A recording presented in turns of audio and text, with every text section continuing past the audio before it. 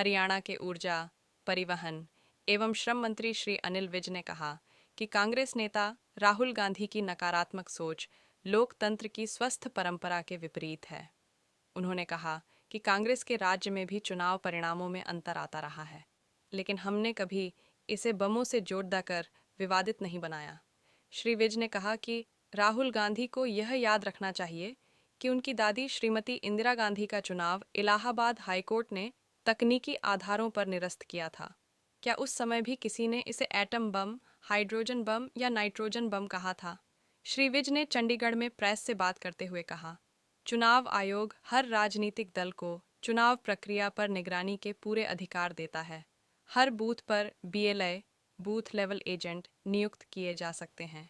ऐसे में यदि कांग्रेस को चुनाव आयोग पर सवाल उठाना है तो पहले अपने BLA की भूमिका भी स्पष्ट करनी होगी। मुझे बड़ा अफसोस होता है कि राहुल गांधी जी की इतनी नकारात्मक सोच है। कभी वो एटम बम की बात करते हैं, कभी वो हाइड्रोजन बम की बात करते हैं, और वोटों का कम ज़्यादा या गलत इस्तेमाल तो कांग्रेस के राज में भी हुआ है। आपकी आदरणीय दादी श्रीमती इंदिरा गांधी का तो इलेक्शन ही जो था वो इलाहाबाद हाई कोर्ट के JML सिन्हा ने इसी आधार पर रद्द कर दिया था। वो क्या था? वो एटम बम था, नाइट्रोजन बम था या हाइड्रोजन बम था? हमने तो कभी नहीं कहा। प्रक्रिया है, अगर किसी का गलत वोट बन गया तो उसमें प्रक्रिया है।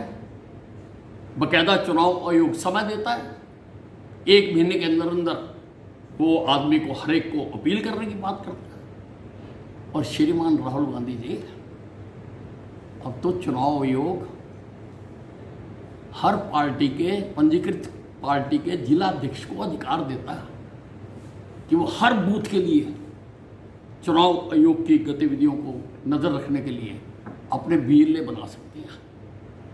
अगर चुनाव आयोग दोषी है तो फिर आपके BLA भी दोषी है। सब बाढ़ के हालात बने हुए हैं, तो अब अंबाला में किस तरह के हालात है? क्योंकि वहाँ से मरकंडा नदी, शाहबाद वगैरह सारी चीज़ बहती है, तो क्या हालात है? अंबाला में कुल मिला के ठीक ही रहा है। कुछ ऐसे घर थे जिन्होंने बांध के अंदर घर बना, वहाँ पर पानी जरूर आया और वहाँ पर भी मैंने जाके उन सबको पूर्ण